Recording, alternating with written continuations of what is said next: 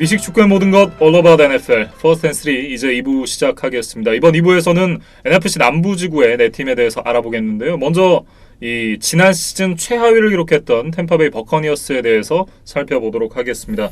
지난 시즌 이 덕 웨터 감독을 경질을 했습니다. 그러면서 2017 시즌 종료 후 애리조나에서 은퇴를 선언했던 브루스 애리언스 감독을 새로 사령탑으로 앉혔습니다. 네, 이 브루스 애리언스 감독의 영입은 이제 바로 이제 제이머스 윈스턴이라는 쿼터백과 바로 연결지어서 봐야 되는데요. 네.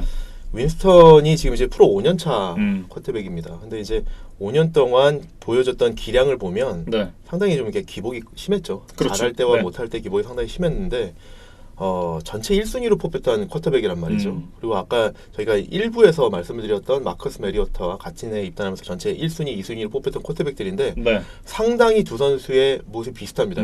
잘할 때는 뭐 괜찮은 모습을 보였다가 네.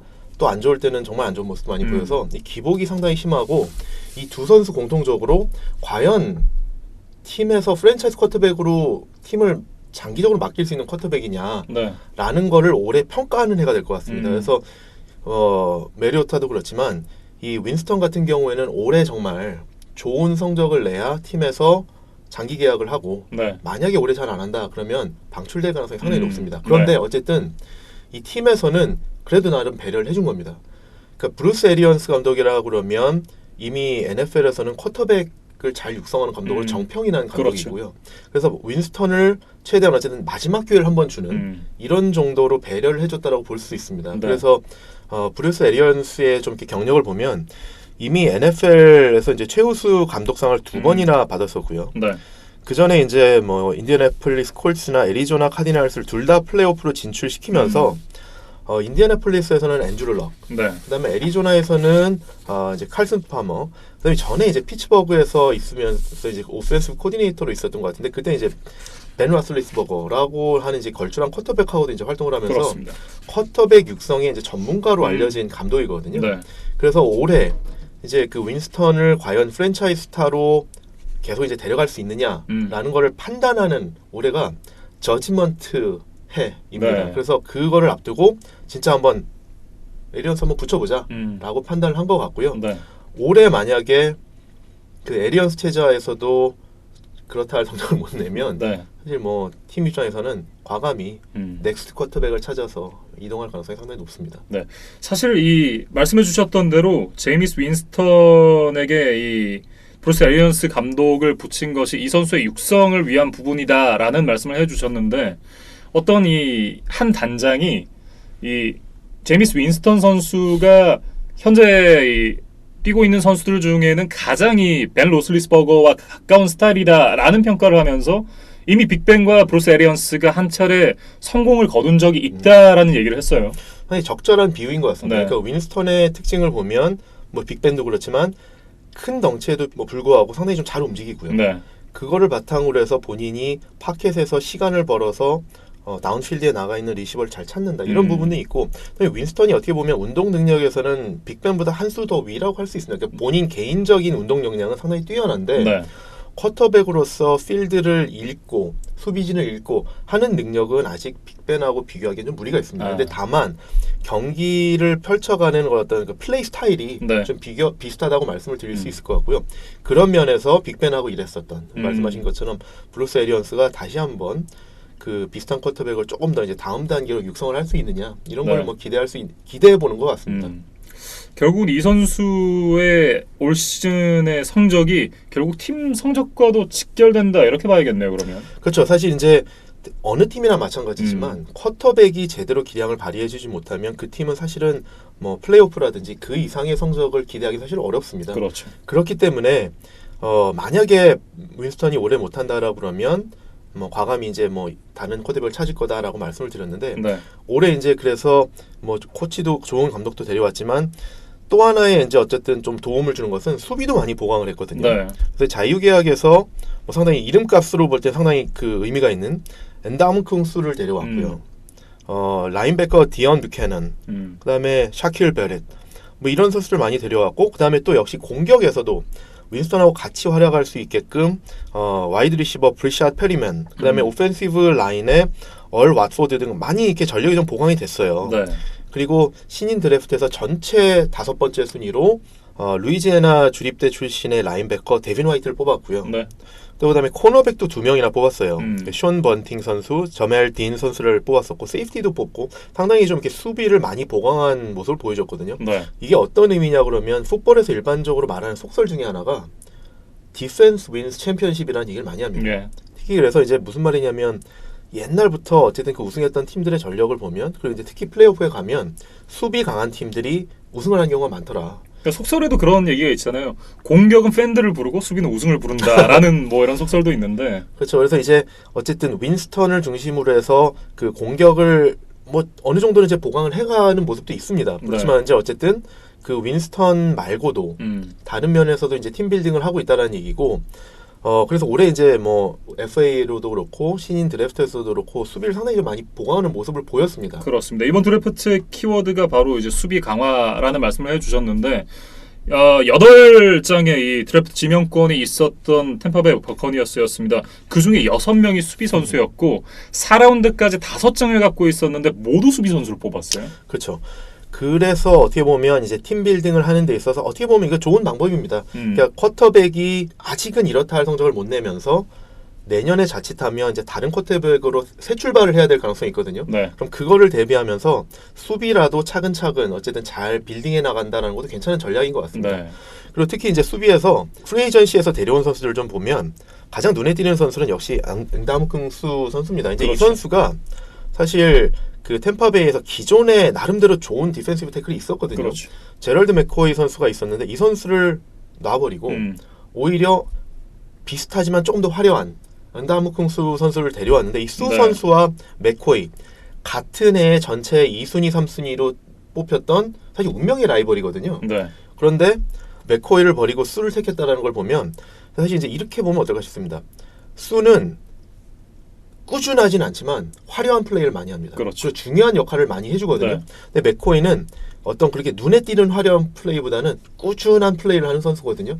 그런데 맥코이를 방출하고 수를 데려왔다는 거는 이제는 좀 더 좀 화려한 플레이를 통해서 수비에서도 색이라든지 뭐 프레셔를 가해서 인터셉트를 많이 유도할 수 있는 상황들을 조금 더 많이 만들어가겠다는 생각으로 보이는데 저는 개인적으로는 수보다는 맥코이가 저는 더 좋습니다. 왜냐하면 수 선수 같은 경우는 아까 말씀드린 것처럼 좀 더 화려할 수는 있지만 이 선수는 사실은 어떻게 보면 애티튜드 문제도 있고 그 팀에서 꾸준한 화력을 보여주는 선수라고 하기에는 조금 부족한 부분이 있어서 저는 맥코이가 더 좋긴 한데 이 팀에서 이런 결정을 한 게 어떤 결과로 나타날지는 좀 두고 볼 필요가 있을 것 같습니다. 예.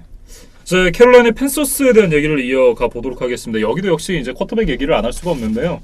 캠 뉴튼 선수의 어깨 상태가 이번 시즌에 캐롤라이나 팬서스의 성적을 좌우한다고 해도 과언이 아닐 것 같습니다. 슈퍼맨의 모습을 그대로 보여줄 수 있을지 아니면 슈퍼맨이 어떤 사나이가 될지는 이번 시즌을 통해서 한번 가려지지 않을까 이런 생각이 드네요. 쿼터백들이 잘하는 팀과 못하는 팀의 특징을 하나 보면 쿼터백 개인 역량도 있지만 오펜시브 라인이 어느 정도 해주느냐가 상당히 중요하거든요. 근데 이제 캠 뉴튼이 작년에 이제 부상을 당하고 이런 거에는 분명히 본인 플레이 스타일에도 영향이 있습니다. 그렇지만 오펜시브 라인도 그만큼 역할을 못 해주는 부분도 분명히 있거든요. 그래서 캐롤라이나도 보면 올 시즌에 이제 오펜시브 라인을 보강하려고 하기 위한 노력들을 많이 했습니다.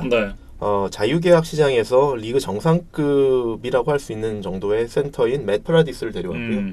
신인 드래프트에서 그렉 리트를 뽑았는데 이 선수들을 통해서 이제 사실 이제 캠 뉴튼을 좀 많이 지원을 해주려고 하는 거죠. 그래서 작년에 좀 이제 캠 뉴튼이 부진했던 모습 중에는 분명히 좀 오펜시브 라인의 개선도 필요한 부분이 있었기 때문에 이런 부분을 좀 많이 좀 치중하는 모습이었습니다. 사실 지난 시즌 이 성적을 한번 되돌아보면 캐롤라이나 팬서스 같은 경우는 6승 2패로 시즌을 출발하며 사실상 플레이오프 진출은 따놓은 당상이었다라는 그런 전반기의 평가와는 달리 6연패를 하면서 그 과정에서 캠 뉴튼 선수의 어깨가 좋지 않았다는 게 이제 좀 발견이 됐고 그러면서 마지막 두 경기를 또 캠 뉴튼 선수가 뛰지 못했잖아요. 그러면서 이제 플레이오프 진출을 하지 못했던 이 캐롤라이나 팬서스였는데 그렇다고 한다면 사실상 이 캠 뉴튼 선수의 올 시즌 어깨 상태 그 어깨 상태가 올해도 이 플레이오프 진출을 가르는 결정적인 부분이 되지 않을까라는 생각이 좀 들거든요. 그러니까 캠 뉴턴의 활약이 상당히 좀 중요한 변수긴 하죠. 네. 근데 지금 말씀하신 것처럼 나중에 밝혀진 것처럼 캠 뉴턴이 어깨가 상당히 안 좋았다라는 거는 좀 어떤 의미로 생각해 볼 수 있냐면 사실 되게 존경스러운 겁니다. 이게 네. 쿼터백이 사실 팀 리더로서 몸이 안 좋지만 그 상태를 뭐 밝히지 않으면서도 계속 뛰었다는 거는 존경스러운 의미인데 리그에서는 사실 이거를 되게 지양합니다.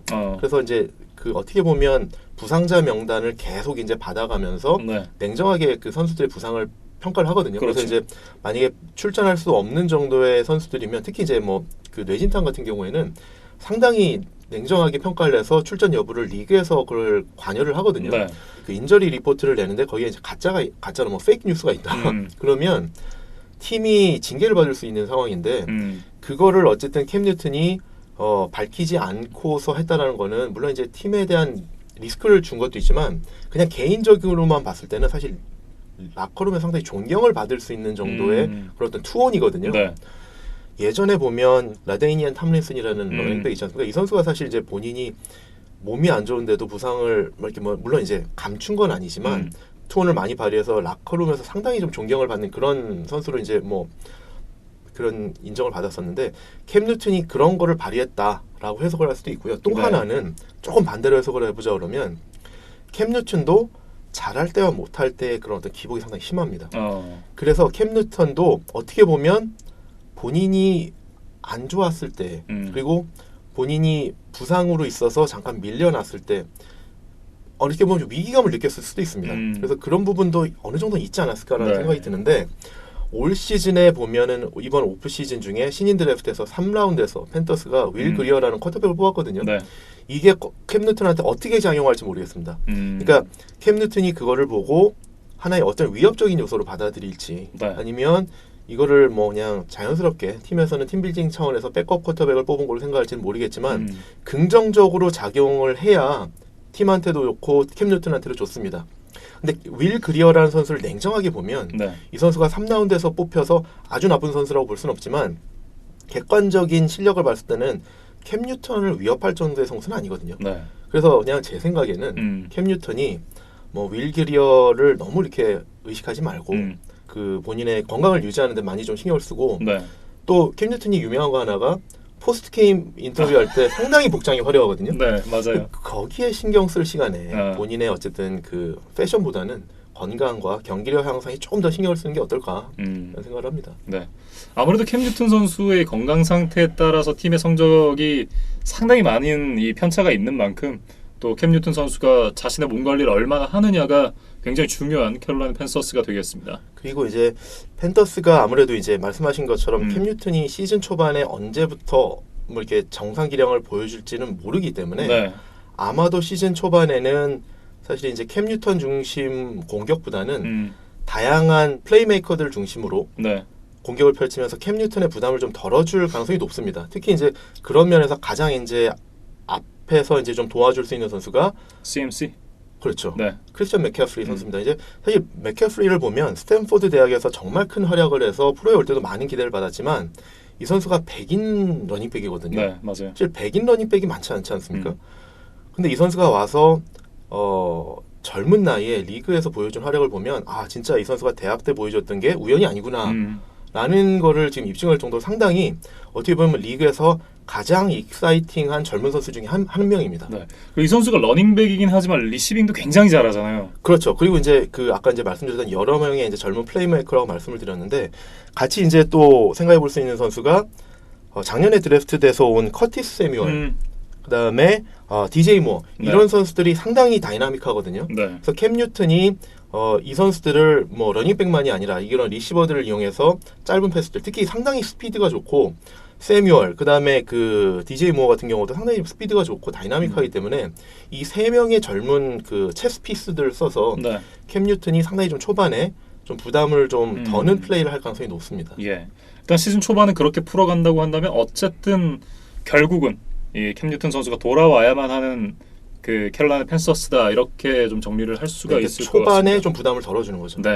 그리고 크리스천 맥커프리 선수에 대해서 잠깐 좀 말씀을 드리면 아까 저희가 이제 1부에서 말씀드렸던 그 올리버 럭 말씀을 드리지 않았습니까? 그래서 그거를 잠깐 지금을 좀 말씀을 드리면 이 크리스찬 맥카프리의 아버지는 에드 맥카프리라고 해서 예전에 덴버 브론코에서 뛰었던 와이드 리시버이신데 지금은 이분이 뭘 하시냐 그러면 저희가 1부에서 말씀드렸던 XFL과 마찬가지로 네. 내년 2022년부터 이제 출범할 새로운 풋볼 리그인 팩프로 리그라는 데에서 지금 커미셔너를 맡고 있으세요. 그렇군요. 그래서 아까 말씀드린 것처럼 이제 XFL 그다음에 이제 팩프로 리그 같은 새로운 리그들이 이제 계속 나오고 있는데 앤드류 럭의 아버지인 올리버 럭은 XFL의 CEO 겸 커미셔너를 맡고 계시고 네. 크리스천 맥카프리의 아버지인 에드 맥카프리는 이 팩프로 리그의 커미셔너를 맡고 있거든요. 네.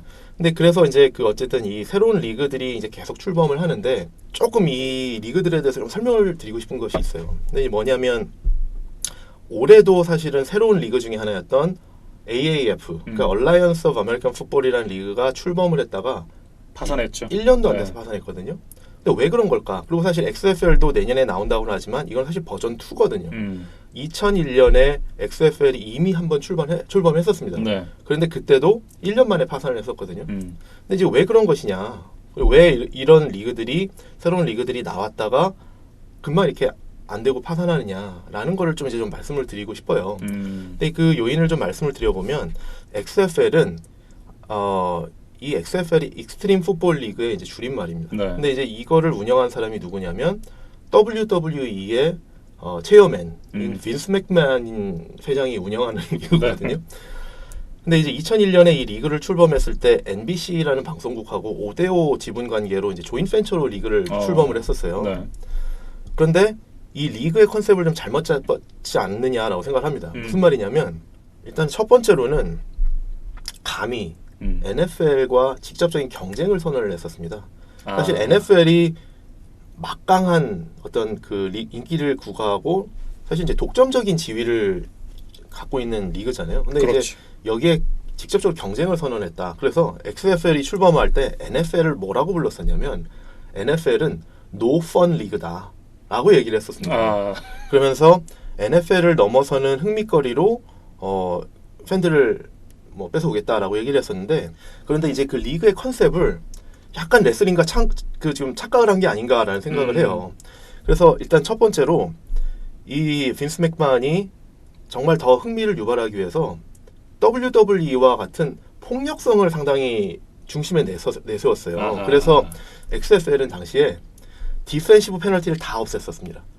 그렇게 되다 보니까 수비수들이 공격수를 얼마든지 공격을 할 수 있고 그리고 그렇게 되면 공격수들이 사실 득점하는 데 더 어려워지죠. 네. 그러니까 득점은 적게 나고 수비에서 과격한 플레이들이 나오다 보니까 사실 어떻게 보면 NFL을 노펀 리그라고 했었는데 어느 종목이나 사실 득점이 나야지 사실 그렇죠. 더 흥미롭지 네. 않습니까? 근데 이제 그런 부분들이 하나 이제 좀 문제가 됐었고 두 번째로는 이 WWF 그러니까 레슬링에서 선수들 한 명의 그 역할 있지 않습니까? 예를 들면 뭐 언더테이커라든지 뭐 헐크 호간이라든지 이런 거 하나하나 항상 이제 선한 역할, 악한 역할 이런 게 좀 나뉘어 있잖아요. 근데 그 하나하나를 이제 기믹이라고 하거든요. 네. 그러니까 뭐 언더테이커 기믹, 뭐 헐크 호간 기믹이라고 얘기하는데 네.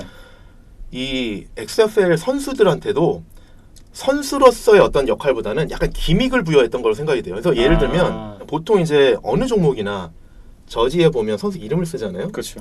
근데 그 XFL은 선수들 닉네임을 정해서 여기다 닉네임을 다 적고 나왔었어요. 그러니까 예를 들면 이제 스톤콜드 이렇게 바꿔 나오는 그런 거죠. 식으로 바꿔 나온 거죠. 그래서 그 당시에 제일 이제 히트했던 그 닉네임이 He Hate Me라는 닉네임을 가지고 나온 선수가 있었는데 그러니까 왜 He Hate Me냐 그러면 내가 저 선수를 너무 때려서 제가 날 싫어한다 뭐 이런 뉘앙스 이제 선수들을 자꾸 이렇게 하고 리그를 홍보하는데 풋볼을 앞장 세우지 않고 당시 가장 인기 있었던 레슬링 선수들 앞에 세워서 홍보를 했거든요. 그러니까 예를 들면 더 락, 뭐 잘 아시죠? 최근에 이제 뭐 영화 배우나 이제 뭐 네. 미드에서 많이 볼 그렇죠. 수 있는 그런 인물인데 최근에 영화 나왔잖아요. 그렇죠. 네. 더 락이나 스티브 오스틴, 그 스톤콜드 이런 선수들을 통해서 리그를 홍보를 했었거든요. 네. 그러니까 사실 이게 팬들이 볼 때는 이게 풋볼인지 레슬링인지 약간 좀 착각하게 만들 그런 요소들이 많았다. 그래서 사실 어떻게 보면 그런 컨셉을 좀 잘못 잡은 게 하나가 있고 또 이게 지분 관계가 5대5다 보니까 좋다고 그러면 사실 이제 NBC라는 방송국을 통해서 안정적인 이제 중계권을 확보했다라고 볼 수도 있지만 어떻게 보면 내 마음대로 리그를 그대로 운영할 수는 없다라는 그런 단점이 있거든요. 네. 그래서 보면 이제 어쨌든 자금 활용이나 이렇게 리그를 운영하는 데 있어서 상당히 좀 그 빈스 맥만이 원래 생각했던 대로 운영되지 않은 부분들이 있었고 네. 그러면서 선수들을 끌어들이는 데 상당히 좀 한계가 있었어요. 그래서 좋은 선수들이 유치가 되지 않으니까 사실 경기를 안 보게 되고 네. 이런 부분에서 사실 이제 방송을 하더라도 안 보게 되면 광고가 안 붙고 그렇죠. 좀 이게 중계가 유지가 되지 않고 이러면서 이게 악순환이 되면서 이게 남 얘기 같지 않네요. 네. 남 얘기 같지가 않습니다. 뭐 씁쓸한 얘기지만 네. 그래서 이제 XFL이 1년 만에 망했었거든요. 그래서 이제 내년에 이제 버전 2로 나온다고 하는데 뭐 내년에 보긴 해야겠죠. 근데 이제 어쨌든 내년에 나오는 2020년 버전에는 이제 올리버 럭이 중심에 서서 이제 CEO 겸 커미셔너가 돼서 나온다고 하는데 뭐 한번 지켜봐야 될 것 같습니다. 근데 이제 조금 이제 그 연결지어서 아마 이제 팬분들이 좀 궁금해하실 만한 게 그럼 올해 나왔던 AAF는 왜 금방 파산했냐라는 거를 좀 생각해 보면 이렇게 말씀드릴 수 있을 것 같습니다. 일반적으로 스포츠 비즈니스에서 진입 장벽이 뭐냐라고 하면 세 가지를 꼽을 수 있습니다. 첫 번째는 경기장입니다.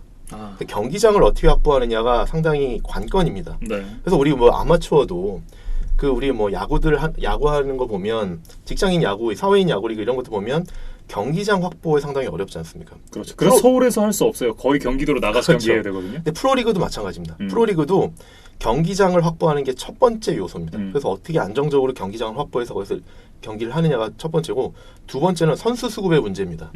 그래서 어떻게 선수들을 안정적으로 확보하고 특히 좋은 선수들을 확보하느냐. 그렇죠. 두 번째고 세 번째는 결국 캐시입니다. 돈이 있어야 리그를 운영할 수 있고 특히 이 새로운 리그들이 출범할 때는 이게 사실 이제 벤처기업이나 마찬가지거든요. 그렇죠. 벤처기업 중에서도 IT가 결합된 것을 우리 이제 스타트업이라고 일컫는데 대부분의 벤처기업 스타트업들이 창업 초기에는 상당히 이제 적자를 많이 보거든요. 그래서 네. 흑자 전환할 때까지 시간을 많이 겪는데 새로운 리그들도 다 하나의 스타트업이나 마찬가지입니다. 그래서 초기에는 몇 년 동안은 적자를 겪을 수밖에 없습니다. 네.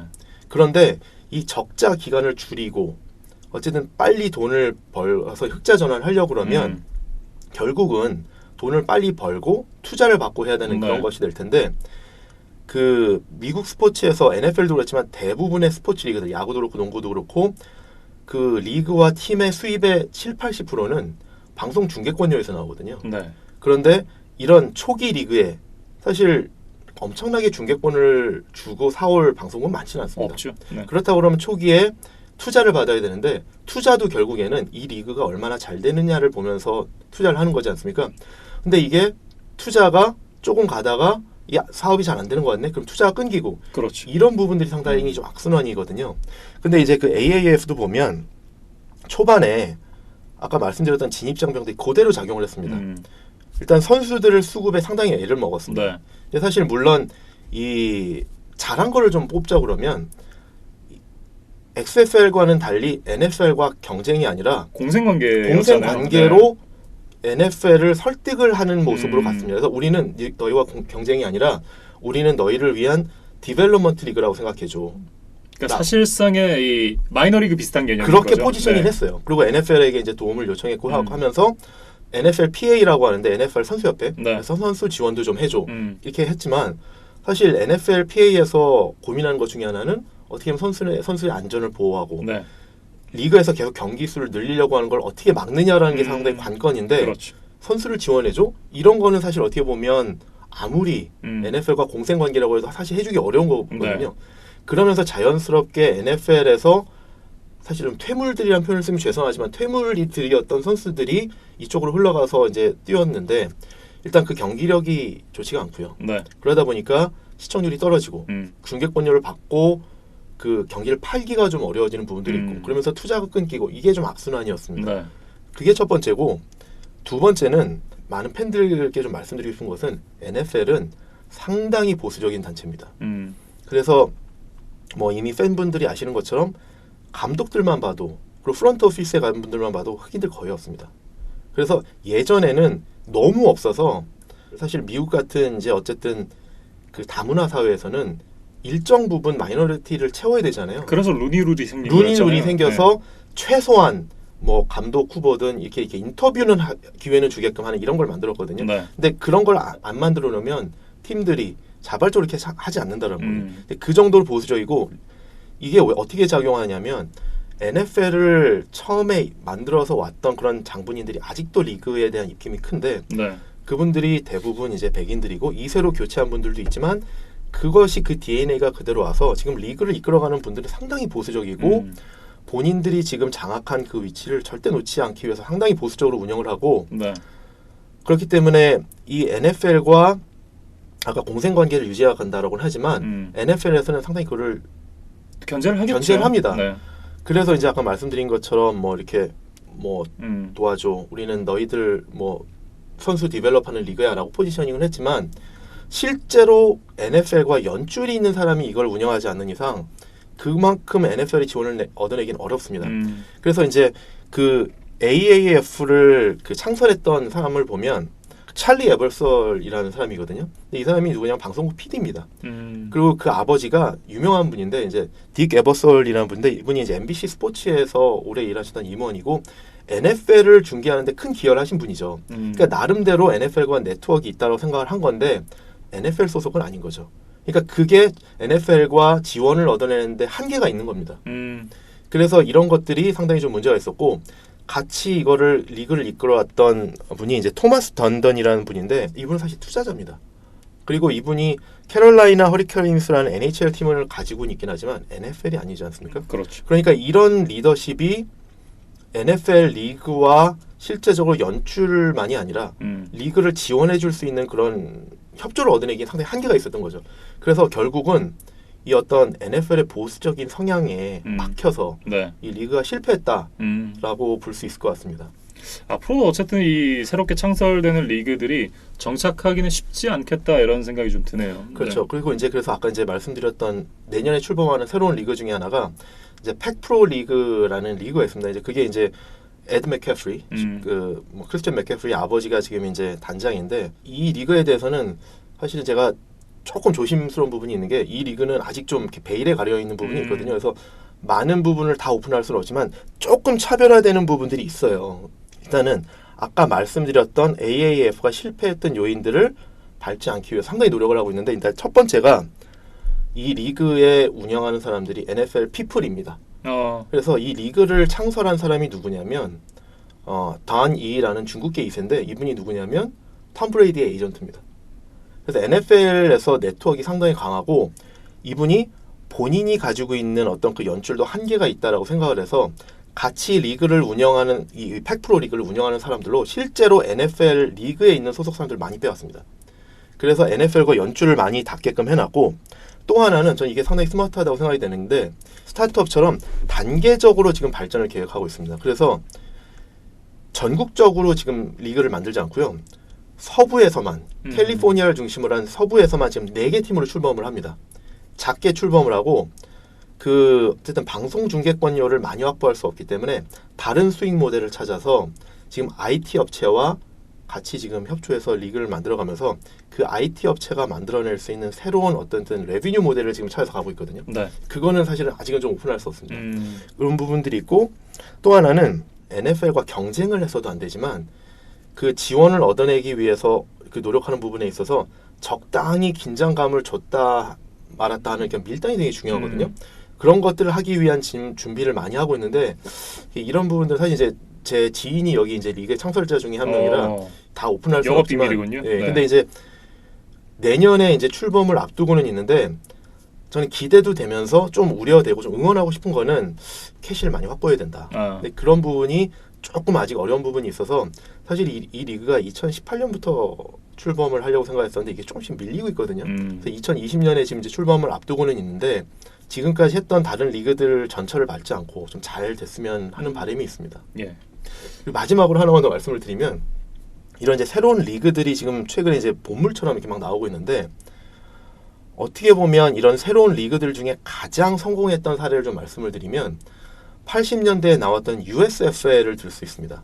AAF나 XFL이 전에 나왔던 사실 1년 내지는 1년도 안 돼서 이제 접었던 경우들이 많은데 이 USFL이 제가 가장 이제 성공적이었다고 말씀드린 이유는 네. 그래도 3년은 버텼습니다.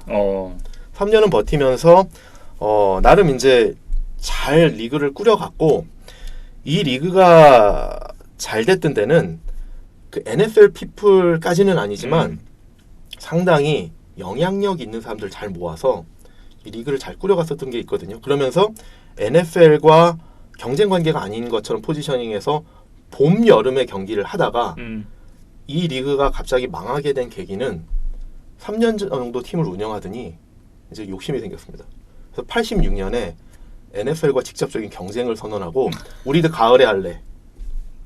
근데 이제 물론 리그 차원에서 이제 결정을 내려서 이제 스케줄을 옮긴 거지만 거기에 모든 구단주들이 동의한 건 아니거든요. 네. 그래서 그렇지 동요하면서 그런 구단주들이 어떤 움직임을 보였냐면 반대한 구단주들끼리 팀을 합병을 하기도 하고 그러니까 팀들이 줄어드는 거죠. 네. 그리고 자신 없는 팀들은 팀을 팔고 아예 팀을 옮기기도 하고 이런 모습들을 보였거든요.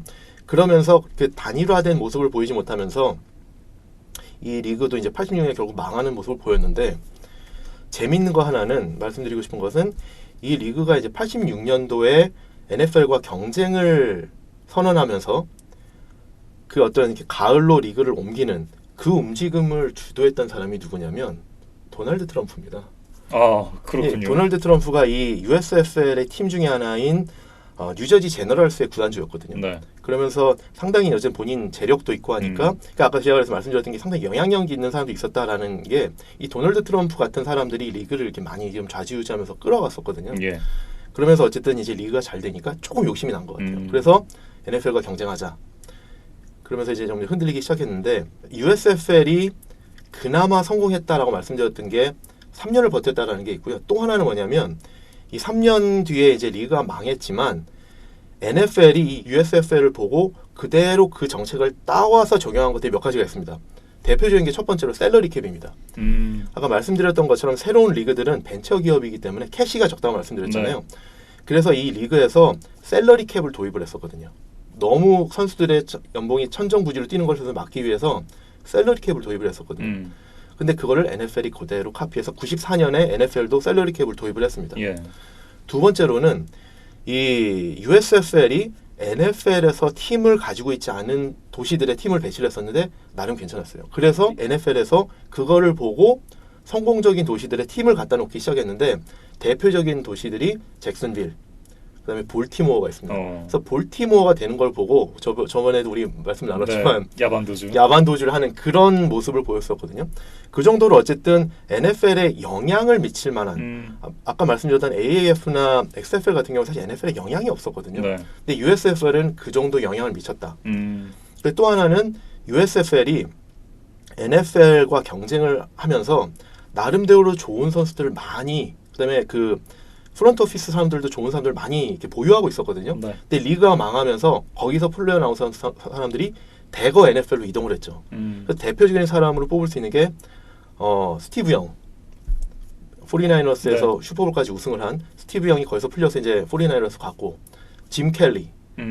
그다음에 마브 리비라는 감독. 그래서 이제 그 대표적으로 USFL이 망하면서 많은 사람들이 이동을 하면서 수혜를 받던 팀이 버펄로 빌스거든요.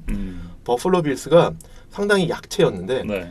USFL에서 방출된 사람들을 많이 흡수를 했습니다. 그래서 선수 중에서는 대표적으로 센터 켄털, 쿼터백 짐 켈리를 흡수했고요. 감독으로 마브 리비를 흡수하고 그다음에 그 제너럴 매니저로 빌 폴리안을 흡수했거든요. 근데 이제 빌 폴리안은 어떤 사람이냐면 나중에 인디애나폴리스 콜스로 이제 옮겨서 페이튼 매닝과 전성기를 이끌었던 그런 분이고, 그러니까 이 정도로 좋은 사람을 버플로 빌스가 흡수를 하면서 아시겠지만 90년대 슈퍼볼 4번 연속 진출하는 이런 성공을 이런 성과를 얻었던 팀이거든요.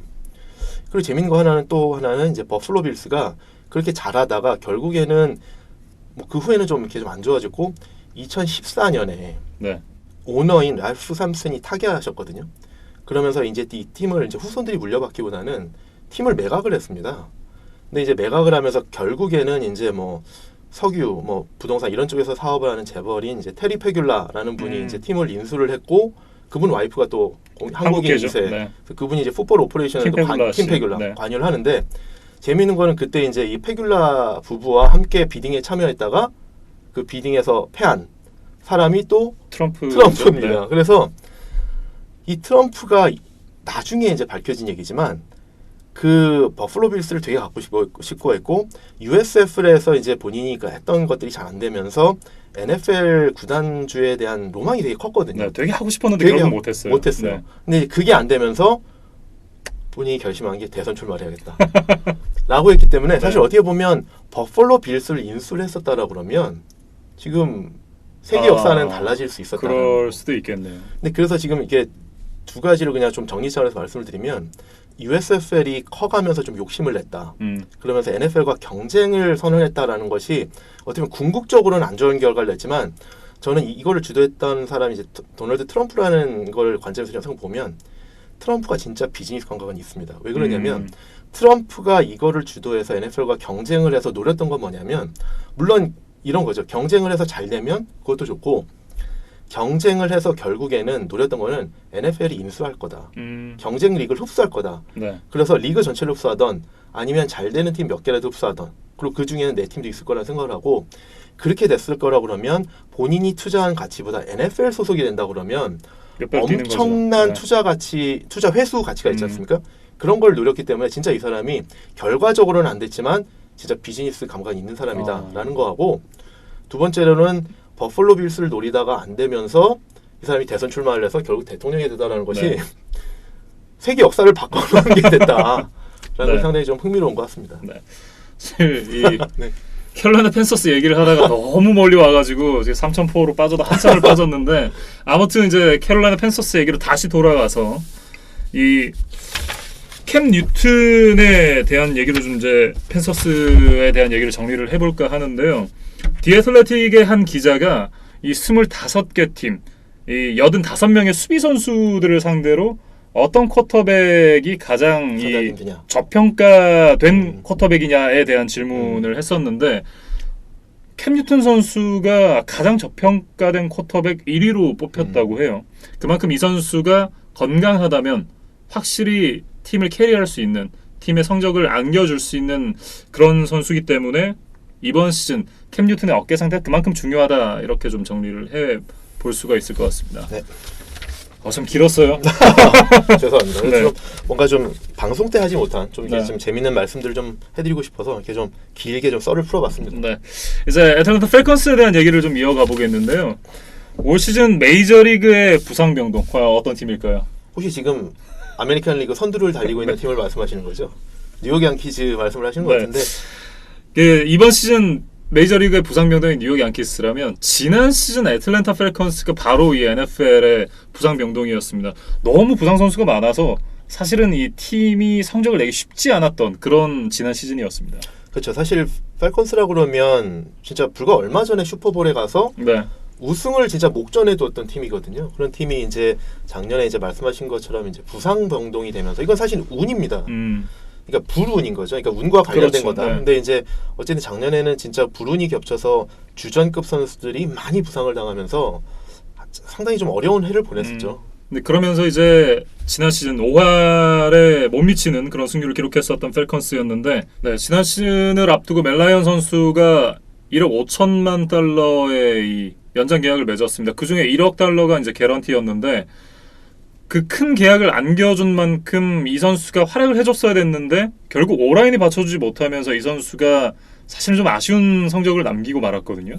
네, 사실 오늘 저희가 이제 방송하면서 계속 되게 좀 반복되는 테마인 것 같습니다. 네. 근데 좋은 쿼터백들이 있어도 오펜시브 라인이 결국 앞에서 무너져 버리면 쿼터백도 어떻게 할 도리가 없습니다. 그렇죠. 근데 이제 맷 라이언이 많은 돈을 받고 그리고 그 얼마 전에 슈퍼볼까지 팀을 진출시키고 MVP까지 수상했던 훌륭한 선수지만 네.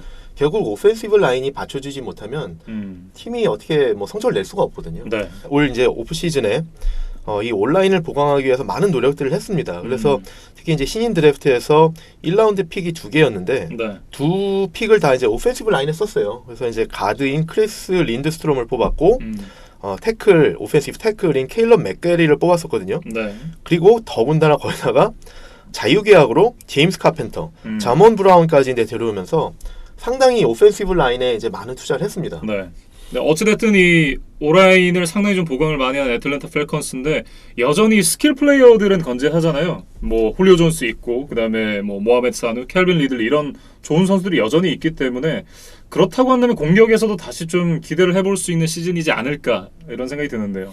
그렇습니다. 특히 이제 와이드 리시버를 보시면 이제 넘버원 리시버인 훌리오 존스, 뭐 사실 리그 최정상의 리시버고요. 저 개인적인 의견에서는 네. 아직도 리그 최고의 리시버라고 생각을 합니다. 물론 이거에 대해서는 충분히 이제 뭐 반론의 여지는 있습니다. 뭐 디안드레 합킨스라든지 앤토니오 브라운이라든지 여러 선수가 이 세 선수가 탑3라는 거에는 이견이 없을 것 같긴 해요. 그렇죠. 네. 이제 뭐 탑3가 사실 최근에 좀 많이 바뀌고는 있습니다. 뭐 전에 이제 사실 OBJ도 있었고 뭐 조금 더 거슬러 올라가면 이제 데스 브라이언트도 사실 이제 탑3로 거론이 되곤 했었는데 지금 이제 조금 바뀌어서 지금 말씀하신 세 선수가 이제 탑3인 것 같아요. 네. 저는 개인적으로 넘버원 리시버는 저는 이제 훌리오 존스라고 생각을 하는데 네. 어쩌면 이제 훌리오 존스만이 아니라 말씀하신 것처럼 신예, 캘빈 리들리, 특히 이제 훌리오 존스하고 알라바마 선후배 관계인데 같은 팀에서 지금 뛰면서 상당히 좋은 그 밸런스를 이루고 있고요. 게다가 이제 모하메드 사누라든지 타이드엔드인 이제 오스틴 후퍼도 있지 않습니까? 네. 공격에서는 상당히 선수들이 좋은 선수들이 많아요. 그리고 작년에 사실 이제 아까 이제 부상 병동이라는 표현을 써주셨는데 작년에 이제 러닝백 디반테 프리맨이 한 달 만에 사실 이제 시즌 아웃이 돼서 못 그렇죠. 뛰었었는데 이 선수가 돌아왔다. 그렇다고 그러면 사실 여전히 스킬 포지션의 선수들은 상당히 좋은 선수들이 많이 있습니다. 네. 그리고 이제 수비에서도 상당히 좀 많은 부상이 있었던 이 애틀랜타 펠컨스이기 때문에 지난 시즌 이 나오지 못했었던 선수들이 돌아온다고 한다면 결국은 여전히 강력한 팀이다라는 좀 평가를 내릴 수가 있을 것 같습니다. 그렇죠. 이제 작년에 수비에서도 좀 출전 못한 선수들을 보면 라인베커 디언 존스 이 선수가 10경기나 못 나왔었고요. 네. 그다음에 세이프티의 키아누 닐 이 선수는 사실 이제 젊은 선수인데 정상급 뭐 프로볼급 선수로 이제 발돋움을 하고 있는 좋은 선수인데 네. 이 선수도 사실 이제 많은 시간을 출전을 못했고요. 예. 리카도 알란 뭐 역시 이런 선수들이 계속 이제 출전을 못하면서 여러 스타급 플레이어들이 한꺼번에 부상으로 출전을 못하면서 정말 어려운 시간을 겪었었는데 올해 이 선수들이 다 복귀한다. 네. 그러면 사실 수비에서도 그 젊은 스타 플레이어들이 충분히 있습니다. 디펜시브 라인에도 상당히 좋은 선수들이 많이 있죠. 이렇게 디펜시브 엔드 빅 비슬리하고 텍 맥킨리 선수가 있고 디펜시브 태클 포지션에도 이제 그레이디 제렛이라는 상당히 좋은 선수가 있어서 이게 부상에서 돌아온 라인베커 세이프티들하고 이제 다시 이제 조합을 이룬다고 그러면 네. 사실 수비도 괜찮거든요. 네. 그래서 아까 말씀드린 것처럼 공격에서의 많은 스킬 포지션 선수들과 그리고 오펜시브 라인이 보강이 돼서 맷 라이언이 정상급 기량을 다시 회복한다. 네. 그리고 이 수비진이 슈퍼볼 진출할 때 그때의 모습을 회복한다라고 그러면 사실 애틀랜타 펠컨스는 무시할 수 없는 팀입니다. 그렇습니다. 하지만 좀 한 가지 더 우려의 시선이 멜 라이언 선수가 이 슈퍼볼에 진출했던 시즌이 바로 플루크 시즌이 아니냐라는 이런 얘기가 있어요. 사실 근데 성적만 놓고 봤을 때는 그 말이 틀린 말은 아니거든요. 그러니까 이 선수가 신인으로 전체 3순위로 입단을 했었거든요. 네. 근데 이제 신인답지 않게 상당히 담대한 모습을 보이면서 네. 그 뭐 메리 아이스라는 별명도 맞아요. 없고 상당히 네. 좋은 이렇게 모습을 보였었는데 잘 하긴 했지만 리그 최정상을 찍지는 못했었거든요. 그렇죠. 근데 단 한 해 말씀하신 것처럼 이제 슈퍼볼을 진출했던 2016년에는 기량이 정점을 찍었었고 네. MVP까지 수상을 하면 상당히 좋은 모습을 보였었는데 다시 그 이후로 조금 이제 내려왔어요. 점에서 좀 내려오는 모습이 네. 보여서 말씀하신 것처럼 그게 플루크가 아니었나라는 얘기를 뭐 하기도 하죠. 네.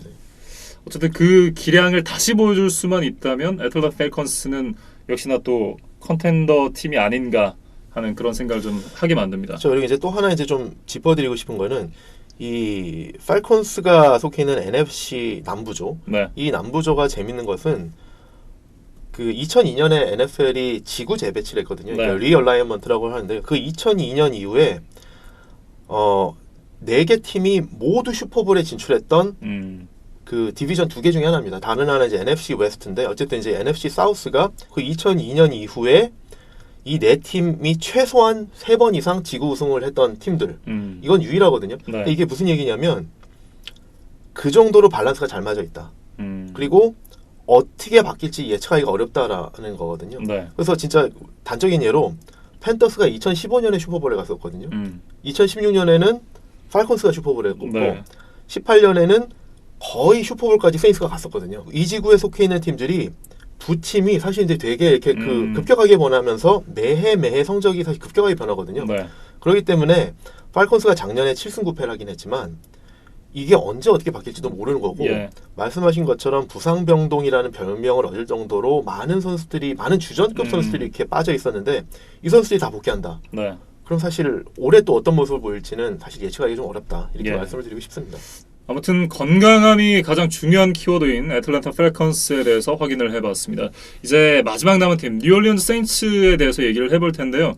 사실 이 LA 램스의 팬분들이 들으시면 굉장히 서운하시겠지만 사실상 저는 이 팀이 지난 시즌 슈퍼볼에 나갔어야 되는 팀이라고 생각을 하거든요. 그러니까 사실 상당히 억울한 그런 면이 있었던 네. 그런 경기였었죠. 그 NFC 그 챔피언십 경기가. 그래서 그 한 플레이 차이로 사실은 이제 슈퍼볼 진출팀이 그렇습니다. 가려졌었는데 네. 그 플레이 때문에 사실 올해 룰 개정이 룰 됐잖아요. 개정이 됐죠. 네. 그래서 이제 패스 인터피어런스에 대해서 챌린지를 할 수 있는. 그래서 이제 패스 인터피어런스가 선언이 됐던 안 됐던 네. 그거에 대해서 챌린지할 수 있게끔 이제 룰이 변경이 될 정도로 사실 상당히 큰 임팩트가 있는 플레이였는데 그렇습니다. 만약에 그 룰이 작년에 있었다라 그러면 이제 우리 김민준 아나운서 말씀하신 것처럼 작년에 슈퍼볼 진출팀이 바뀌었을 수도 있습니다. 예.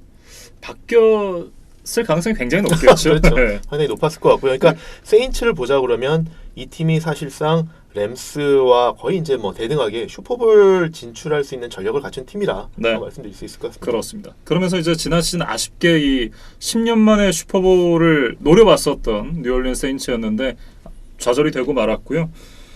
지난 시즌과 비교해서 가장 큰 변화, 이 환상의 러닝백 듀오였던 마크 잉그램과 엘빈 카마라, 이 두 명의 조합이 상당히 좋았던 뉴올리언스 세인츠였는데 마크 잉그램이 이제 떠났어요. 그렇죠. 사실 러닝백을 요즘에 이제 2명 이상씩 쓰면서 옛날에는 사실 진짜 한 명의 러닝백을 계속 쓰면서 이제 공격을 했었는데 최근 몇 년 사이에는 이제 러닝백을 콤비네이션으로 원투 펀치를 쓰는 게 상당히 이제 유행이죠. 네. 그러면서 리그 최정상급의 어떻게 보면 리그 최고입니다. 리그 최고의 원투 펀치 러닝백을 보유했었죠. 마크 잉그램과 알빈 카메라를 네. 보유하고 있었는데 마크 잉그램이 올해 이제 볼티모어로 이적을 했고 대신에 이제 라테이비에스 머리를 데려왔는데 과연 이제 잉그램만큼 해줄 거냐 그리고 카메라하고 그만큼 이렇게 또 손발이 잘 맞을 거냐라는 네. 건 좀 두고 봐야 될 것 같습니다. 예. 하지만 어찌됐든 이 앞서도 말씀드렸듯이 지난 시즌의 어떤 이 파괴력이 그대로 남아있는 또 뉴올리언스 세인츠거든요. 이번 시즌 앞두고 또 마이클 토마스랑 연장 계약도 했고요. 그렇죠. 정말 마이클 토마스 저희가 아까 이제 리시버 얘기하면서 리그 3대 리시버 얘기를 했었는데 사실 마이클 토마스를 리그 넘버원 리시버로 뽑는 분들도 있습니다. 네. 그만큼 최근에 마이클 토마스의 스탯이 너무 좋고요. 그리고 이제 연봉에서도 반영된 것처럼 예. 5년에 1억 불 계약을 했어요. 네. 그러니까 평균으로 따져보면 연 2천만 불에 네. 이렇게 뭐 사실 리시버로서는 상상도 할 수 없는 이런 금액의 연봉을 받았는데 그 정도로 어쨌든 잘하는 선수입니다. 그래서 예. 저희가 아까 뭐 탑3에서 빼놓긴 했지만 사실 뭐 마이클 토마스를 탑3에 뽑아도 전혀 이상하지 않고요. 그만큼 이 공격진이 되게 좋다라고 말씀을 드릴 수 있는 게 정상급의 리시버가 있고요. 네. 그 다음에 정상급의 러닝백 중에 하나였던 콤비네이션 중에 하나였던 알빈 카메라가 있고 또 하나 주루 브리스가 있지 않습니까? 네. 주루 브리스는 이제 올해 이제 40살이 되는 것 같은데 올해 선수들이 뽑은 NFL 탑 100에 대해서 2위에 뽑힌 선수입니다. 네. 그러니까 1위가 에런 도널드였기 때문에 쿼터백 중에서는 1위로 뽑힌 선수예요. 그렇죠. 그러니까 그 정도로 이제 불혹의 나이에 이른 쿼터백이지만 아직도 정상급의 기량을 보여주고 있다. 그런 선수들이 있어서 그 쿼터백, 러닝백, 네. 그다음에 리시버까지 공격 포지션에서는 상당히 좋은 선수들을 많이 갖추고 있고요. 그다음에 또 이번에 영입해온 타이드엔드가 제렛 쿡이라는 타이드엔드가 이제 오클랜드에서 왔는데 그리고 그 전에는 그린베이에서 에런 로저스하고 손발을 맞췄던 선수거든요. 네. 근데 이 선수가 작년에 오클랜드에서 정말 좋은 성적을 많이 냈는데 뉴올리언스로 왔거든요. 그래서 사실 뉴올리언스의 어떤 그 스킬 포지션은 정말 강하다라고 말씀을 드릴 수 있을 것 같습니다. 예. 그렇다고 한다면 이 드루 브리스 선수가 불혹의 나이에도 그 기량을 유지할 수 있을까가 또 관건이 될 것 같은데요. 그렇죠. 이제 사실 이제 드루 브리스를 포함해서 다른 선수들이 작년의 기량을 그대로 유지해준다. 그리고 드루 브리스가 부상을 당하지 않는다. 네. 라고 한다고 그러면 사실 올해도 슈퍼볼을 넘볼 수 있는 전력임에 분명하고요. 그렇습니다. 주전 센터였던 맥스 운거가 작년에 은퇴를 했거든요. 네. 근데 그 공백을 메우기 위해서 올해 이제 신인 드래프트에서 에릭 맥코이를 뽑기는 했는데 맥스 운거의 역할을 대체할 수 있느냐. 그리고 이제 사실 센터라고 하면 오펜시브 라인에서 쿼터백을 막아주는 레프트 태클 다음으로 중요한 포지션이거든요. 네. 이제 센터가 오펜시브 라인에 콜을 하거든요. 플레이 콜을 하거든요. 그리고 이제 쿼터백하고 이제 공을 이제 주고받는 그런 거기 때문에 상당히 중요한 포지션인데 신인이 우승을 넘보는 팀에서 네. 그 베테랑 센터를 대체해서 심레스하게 이 전력을 끌고 갈 수 있느냐라는 거는 좀 지켜볼 필요가 있습니다. 네. 어찌됐든 올 시즌도 가장 강력한 지구 우승 후보임에는 틀림이 없는 뉴올리언즈 세인츠의 얘기까지 나눠봤습니다. 이제 순위를 한번 예상을 해볼 텐데 아무래도 세인츠가 가장 강하지 않나 이런 생각이 좀 드는데요. 네, 물론 아까 말씀드린 것처럼 이 지구가 좀 변화가 많다. 그리고 이제 또 사실 현지에서는 지킬 박사와 하이드라고 이렇게 말할 정도로 이렇게 모든 팀들이 양면성을 갖춘 팀들로 구성된 조거든요. 네. 그래서 예측하기는 어렵다라고는 하지만 지금 객관적으로 봤을 때 세인츠가 제일 강한 것 같고요. 그래서 올해도 우승 1순위는 세인츠가 될 것 같고요. 네. 2순위로는 작년에 이제 동률로 이루었지만 팔콘스와 그 팬터스 중에서는 저는 부상 병동에서 선수들이 다 복귀한다라 그러면 저는 이제 팔콘스가 조금 더 앞서지 않을까라는 생각을 해서 네. 2위로 팔콘스를 뽑고 싶습니다. 그 다음은 이제 뭐 팬터스가 될 것 같고요. 사실 이제 아까 저희가 이제 템파베이에 대해서는 제이머스 윈스턴에 대해서 저지먼트 해다라고 말씀을 드렸는데 네 팀 중에선 객관적으로 전력이 가장 좀 처지기도 하고요. 네. 저는 제이머스 윈스턴이 지금까지 보여줬던 그런 어떤 기복 많은 플레이가 한꺼번에 바로 이렇게 개선이 될 거냐. 그리고 아무리 브루스 에리언스가 왔다고 해서 이게 바로 즉각적인 효과를 내서 지구 우승까지 넘볼 수 있는 그런 상황이 될 거냐라는 거에 대해서 조금 회의적이긴 합니다. 쉽지 않을 것 같기는 해요. 네. 어쨌든 이 NFC 남부지구를 총평을 한다면 뉴올리언스 세인츠가 강력한 가운데 애틀랜타 팰컨스가 얼마나 이 부상자들이 다시 돌아와서 활약을 보여줄 것인가, 그리고 캠 뉴튼 선수가 얼마나 이 회복된 모습을 보여줄 수 있을 것인가, 이런 정도로 좀 정리가 되는 것 같습니다. 이렇게 NFC 남부지구에 대한 얘기를 마쳐보도록 하겠습니다. 이제 이어지는 3부에서는 올 시즌 이 주전으로 낙점된 쿼터백들의 티어에 대해서 한번 얘기를 해보는 시간을 가지도록 할 텐데요. 이번 영상을 보시고 혹시나 궁금한 점이 있으시다면 유튜브 그리고 팟빵을 통해서 댓글을 남겨주십시오. 그러면 이진만 해설위원과 함께 답변을 해드리도록 하겠습니다. 여기서 All About NFL First and 3 2부 모두 마치도록 하겠습니다.